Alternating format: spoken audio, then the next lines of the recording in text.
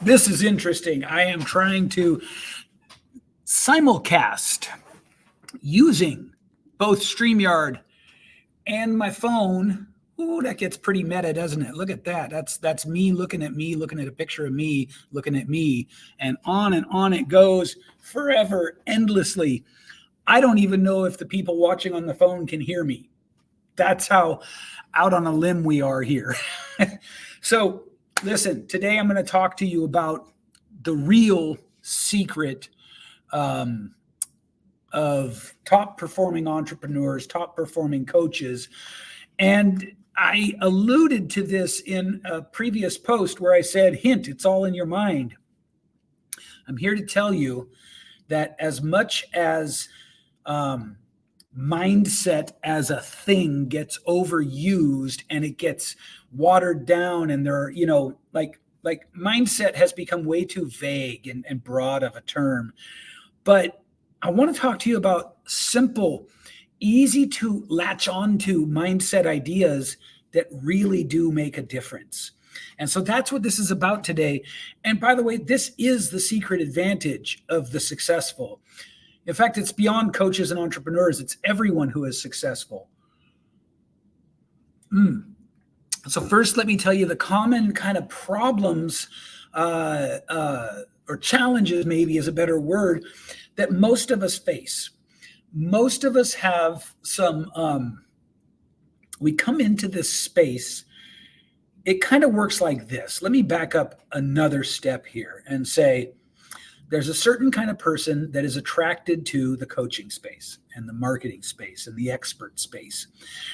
These people have, myself included, by the way, have like similar psychographic profiles. In other words, we tend towards certain things and tend away from other things. One of the things that most of us tend away from, I hate to say this, is structure. No, don't talk to me about structure.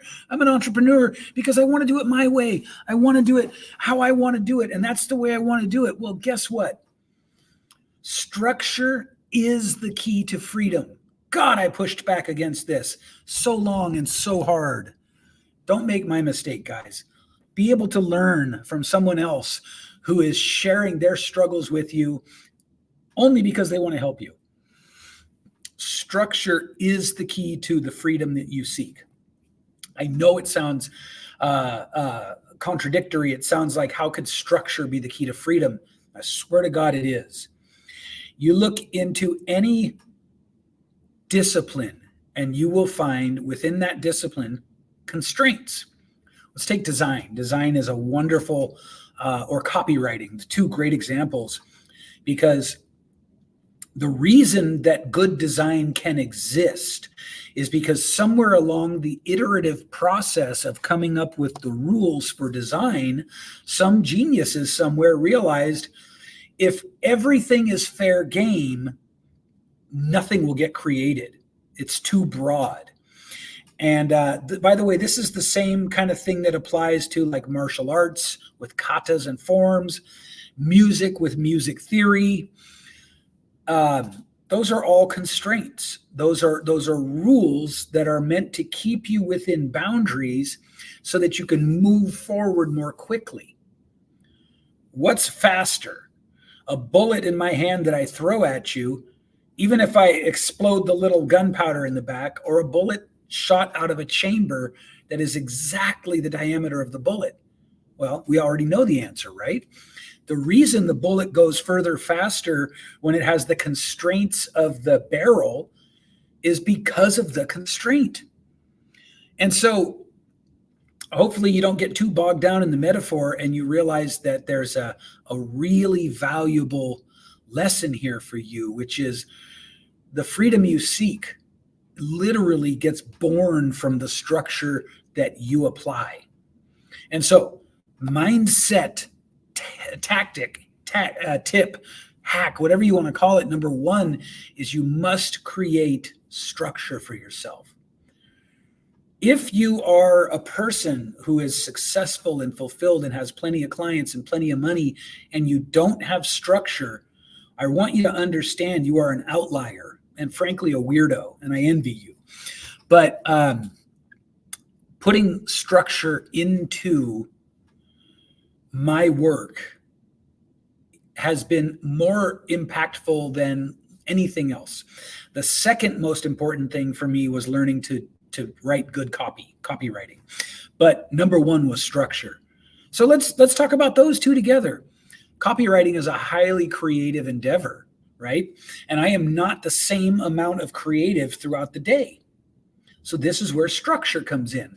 I'm my most creative from about an hour after I wake up till about, let's say, 1 in the afternoon. So those 6 hours or whatever it is are really key prime time for me to be creative. But that means I have to do my copywriting at those times.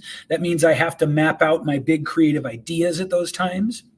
So can you see now where a little bit of structure could really help this? In my own work, in my own business, I do the creative stuff in the morning.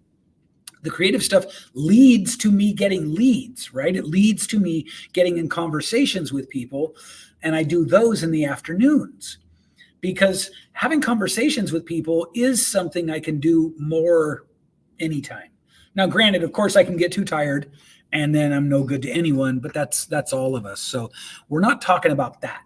We're just talking about like one of the main tips here for success is knowing when to do what tasks.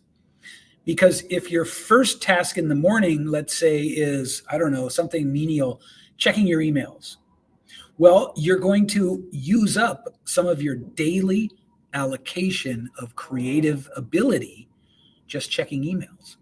That's a waste of that talent, that time. Conversely, if you try to do your creative work when you're exhausted, it just simply won't be as good as it would otherwise be. And if you're a coach or an entrepreneur who operates in the online space, marketing is part of your reality. You have to do marketing. And marketing is a creative pursuit. It requires a lot of different creative elements. Like you have to be able to generate big ideas. You have to write good copy. You have to be able to create visuals that support your brand. You have to strategize offers, and you have to know psychology and all these things, right? And that is all creative stuff. So if you've ever wondered why you can't, write great copy or do creative strategizing at 2 to 4 in the afternoon, as an example, maybe that's why. So figure out what time of day you are the most creative and push everything that isn't creative out of that time. Block that time out for creativity. Guys and girls, ladies and germs, men, women, and all genders listening, all pronouns listening. I don't care how you identify yourself. If you don't pay attention to this, your productivity and your results will suffer in direct proportion to how little you pay attention to this. You've got to figure out how to do your creative stuff when you're creative. Okay, that's number one. Number two, secret advantage of top coaches, entrepreneurs, and people in general is they know what activities move the needle for them. Now, I'm slowing down here because what I'm talking about here is literally the opposite of shiny object syndrome. Okay? It's the opposite of shiny object syndrome. It is knowing exactly what generates revenue or whatever it is that is important for you. Typically, it's going to be revenue. You have to allocate your mental resources to revenue generation. You have to. And so what is shiny object syndrome? Well, it's the opposite of that. It's not having the discipline and the self-control and, dare I say, the self-awareness to know that it's better to stick with one thing and make it work than it is to scramble around running after different things. And look, I'm not preaching from the pulpit up here. I am so susceptible to shiny object syndrome. I couldn't even make it to the shiny object syndrome meeting because I got distracted on the way. Give you an idea.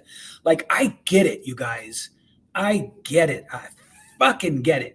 And what I'm sharing with you here is what I learned the hard way. Okay?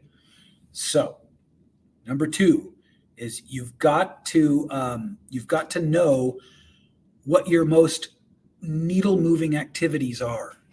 And you've got to plan those into your day. So, what have we covered here? We've covered putting constraints on yourself as a way to get better work out of yourself, particularly knowing when you're the most creative and moving your creative work to that time.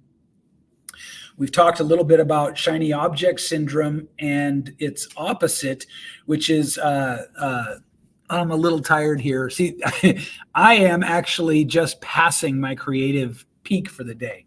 And I've been on podcast interviews today and talked to my my ads guy and spent a lot of my creative capital for the day already. But let's just move on to number 3. So we've covered putting constraints and structure. That was the word, structure. You've got to put structure into your day. And then we've covered the opposite of shiny object syndrome, which I guess would be, I'm losing the word, but it's like discipline, right? It's like, if you're going to put structure in, then you have to put discipline in. And, oh no, it was knowing what your primary needle movers are. Thanks for bearing with me as I lost that thread and captured it again. If you know what your primary needle moving activities are, and again, I said earlier that when I say needle moving, I'm talking about what makes you money, right? Because no matter what else you say, without money coming in, you don't have a business. You simply don't. So, what are your primary needle moving activities? And where do you put those in your day and your week? And I want you to ask yourself a question here. Do you let other things encroach on doing those activities consistently? Do you? I bet you do. I bet you anything you do. And so another thing that will be directly measurable to your success or correlate to your success is how well do you guard your time for these needle moving activities? And you don't have to tell me, but be honest with yourself. You know, be honest with yourself about, like, it's sort of the 80-20 rule, right? Where 80% of your results will come from 20% of your effort. And then once you have that established, you can actually 80-20 that. So you can look at whatever that 20% is and figure out what 20% of it gets 80% of your results. And it's this idea of learning through doing how to make each, let's put it this way. It's learning how to make each strike, each punch have the most effectiveness you can, right? Not flailing wildly, but coming in with strategy. It's impossible to overstate how important this is. It's simply impossible to do. So the next thing that I want to share with you in relation to mindset, and this gets esoteric. This is maybe a little bit weird for some of you. And let me give you my sort of spiel on why I feel like I'm qualified to say this. It's not because I'm a psychologist. It's not because I'm a psychiatrist. It's because I've worked with somewhere between 1,500 and 2,000 people at this point. And, yay me, right? Humble brag, whatever. The point is, you see patterns. When you work with enough people who are all in the same demographic, patterns emerge. And I'm giving you the benefit of 10 years and 2,000 people or whatever it is, whatever the actual numbers are, of the patterns I've seen. And so here's the most esoteric one. If you can't evaluate your own thinking a little bit, it's called metacognition, but really what it is thinking about how you think. And then recognizing destructive patterns within how you think, or even patterns that, while they might not be destructive, they hold you back, right? I'll give you an example from my own life. For a long time, if I'd get a good client or close a big deal, I'd take my foot off the gas. And I'd be like, okay, I'm good. That's crazy to do. And so it took me a long time to realize I had this tendency. And then it took more time to change it. Right? And all of this happens as a mindset thing. This is all mindset's territory. It's all mindset's purview. So what's really going on in your head as you work? Do you have structure? Do you have constraints? How effective are you? Do you know when your creative time of the day is? Do you know when your less creative time is? Do you allocate your tasks and your objectives so that they match those things? Because that, my friends, is what will really, really move the needle for you. Getting a new funnel is only as good as your ability to stay on it, use it, and leverage it. Learning a new organic marketing strategy is only as good as your ability to stay on it, use it, and leverage it. So let's talk about some of the things that are very common amongst coaches and entrepreneurs. We bring into our desire to be coaches a lot of weird beliefs about money, you guys. I think you know I'm right. If I say money, and I say I love money, and I say I want to make more money, and any part of you sort of your hackles raise at that, you've got work to do. I can draw a straight line for you between that belief and how much struggle you have. I can. Anyone can. So it's important to know what stories, what headspace are you coming into this with? What head trash do you bring into this with you? Now, here's an interesting thing that maybe you won't hear anywhere else. Good marketers without ethics, good but Machiavellian marketers, people who are highly skilled but don't have the sort of same values that maybe I do or you do, they know all this stuff about what's going on in your mind. It's well documented because you do fit a profile, right? And they know those profiles. And they know that shiny object syndrome is a huge challenge for us in this space. And so they know that the promise of the free thing that's easier or the easier thing that's faster is going to attract people every time. Your job, in addition to the other things we've covered here today, your job is to be able to metacognite, right? Remember, think about your thinking, to be able to examine your own thinking and your own sort of beliefs and assumptions and suppositions, and just to ask, look, I don't get into right or wrong. I know it may seem like that from my content, but it's really more about utility. Now, I get into right or wrong on opinions. I like that. I think that predatory marketing is wrong. I think that the big gurus who always have one more thing you have to buy to sort of, get closer to the magic thing, I think that's wrong. But in terms of your own personal choices, it's more like I suggest you think in terms of utility. So let's say you have really strong negative associations with money. Rather than think of it as right or wrong, just ask yourself, is there utility in this belief for me? Does this belief serve the goals I have for myself? And if it doesn't, which it probably doesn't, you got to learn how to change that or to act in spite of it or something. Because, especially with the money one, you can't create success while hating money. It's never going to happen. Okay. So what did we cover today? Well, let's see if I can recall this. Constraints. That was number one. Putting strategic constraints on yourself, right? Because remember the bullet analogy. A bullet shot through a barrel that is exactly the size of the bullet is a lot faster than a bullet that I explode and throw, right? It's a lot more effective. You need to be the same way. The constraint is the barrel. The bullet is the outcome. Or the speed, I suppose, is the outcome. But anyway, you get the point. The point is, with no constraints, you get no results. So next, I talked about knowing when you're the most creative and putting your creative activities in that time and then protecting that time. Protect your calendar. Same thing goes for needle moving activities.